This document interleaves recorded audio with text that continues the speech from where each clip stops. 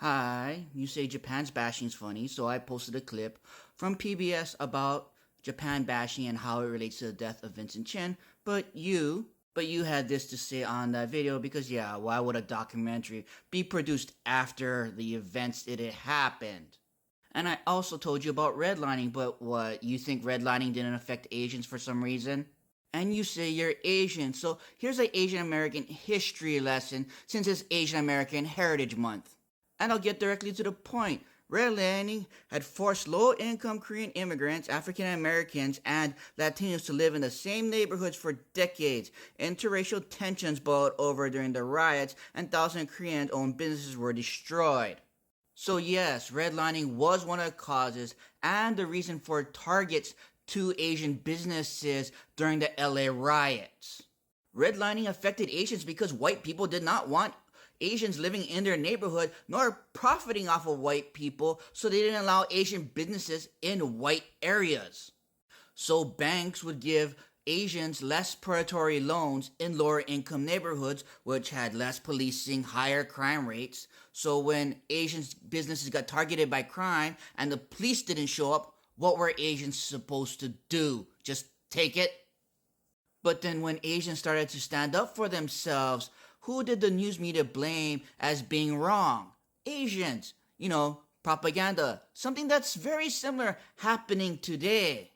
Yesterday, and it was of course comprised of all of the black people there, and the impression they're giving out to the whole of the country as well as to the world is that it is the Koreans with the Sunja-do case, with the Latasha killing that has begun this madness. And it isn't so. For every Latasha that were killed, there were hundreds of Korean merchants that were murdered, which were never reported in the news. Right. I mean, we're not asking, okay, for us to be in the media. However, I think the media has to be fair. Why is it that they are reporting one murder of the black girl, which we do not condone? Okay, we condemn such behaviors. It was wrong for a lady to kill a girl for $1.79. That is terribly wrong. We condemn it by all means. However, every time, for the 19 years that I live here in the States, every time I watch the news, whichever television station it may be, it is never portrayed as we Koreans have been, we have been victimized for all these years. And it is we who are instigating and who are beginning this madness, which isn't so. I mean, look around. I mean, it is we who are victimized for millions of dollars here. Where's the National Guard? I mean, where's the police protecting? And then yesterday, of course, the last 3 days, I was sickened to my heart to see that they were pulling down the Koreans because they have guns, because, they were protecting their own properties.